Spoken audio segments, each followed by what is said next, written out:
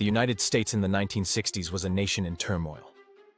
The civil rights movement was challenging segregation, anti-war protests were erupting against Vietnam, and new voices were demanding women's rights and indigenous sovereignty. But while ordinary people marched for change, the FBI was secretly working to stop them. The program was called COINTELPRO, short for Counterintelligence Program. Launched in 1956 under FBI Director J. Edgar Hoover, it was presented as a national security measure. In reality, it was a covert war against dissent. At first, the program focused on the Communist Party. But as the 1960s unfolded, its scope expanded. Civil rights groups, black liberation movements, feminist organizations, socialist groups, the New Left, the American Indian Movement, and even student protest networks were all targeted.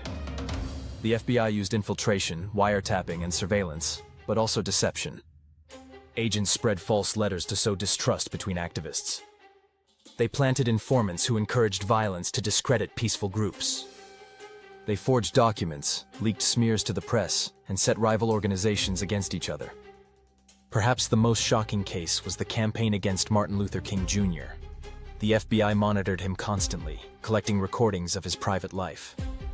In 1964, they sent him an anonymous letter suggesting he commit suicide to avoid public humiliation. By the late 1960s, an estimated 85% of COINTELPRO's resources were directed not at criminals or spies, but at domestic social movements pushing for equality and justice. The truth might have stayed hidden, but in 1971, a group of activists broke into an FBI office in Media, Pennsylvania. They discovered secret files and leaked them to journalists. The revelations confirmed decades of government surveillance and dirty tricks. The public was outraged. Congressional investigations followed, and COINTELPRO was officially shut down. But skeptics argue the tactics never disappeared. They simply continued under new programs with different names. For many, COINTELPRO stands as proof of how far a government will go when it sees its own citizens as a threat. Do you believe COINTELPRO was truly dismantled, or is it still happening today under another name?